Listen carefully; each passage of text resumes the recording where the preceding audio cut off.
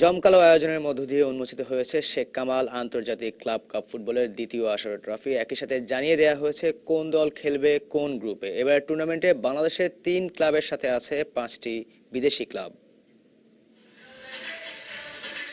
দেশের মাটিতে আন্তর্জাতিক ক্লাব ফুটবলের টুর্নামেন্ট প্রথম আসরের সফলতার পর আবারও বসছে শেখ কামাল আন্তর্জাতিক ক্লাব কাপ ফুটবল।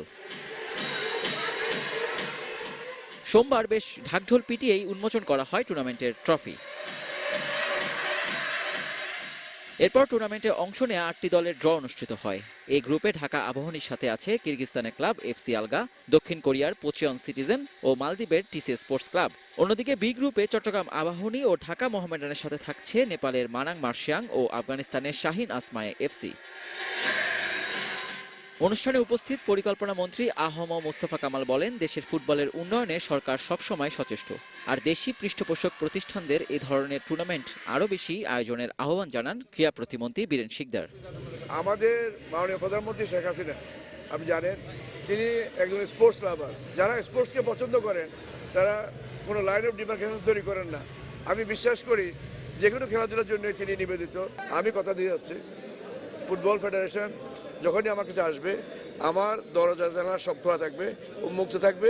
তারা যেভাবে চাইবে সেভাবে আমি এটাকে উন্নয়নের জন্য এগিয়ে আসবো। এরকম আরও আয়োজন যদি করা হয় তাহলে নিশ্চয়ই ফুটবল আরও জনপ্রিয় হবে, আরও আমাদের খেলোয়াড় উঠে আসবে, আরও আমার তৃণমূল পর্যায় থেকে আরও অনেক প্লেয়ার তৈরি হবে, জাতীয় পর্যায়ে তারা প্রতিনিধিত্ব করবে এবং ফুটবল তার পূর্বের গৌরব সেটা ফিরে পাবে।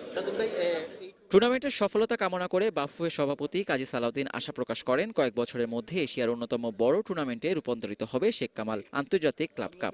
এই টুর্নামেন্টটা একবার হয়েছে, এটা নেক্সট টাইম এবং এটা হতেই থাকবে, এবং এইটা যত টুর্নামেন্ট হবে, যত ফুটবল খেলা হবে, it will have an effect on football, total ফুটবলের উপরে। আগামী 18 ফেব্রুয়ারি থেকে চট্টগ্রামের এম এ আজিজ স্টেডিয়ামে শুরু হবে এই টুর্নামেন্ট। জাঁকজমকভাবে ট্রফি উন্মোচনের পর এবার দেখার বিষয় ফুটবলের উন্নতিতে কতটুকু অবদান রাখতে পারে শেখ কামাল আন্তর্জাতিক ক্লাব কাপ।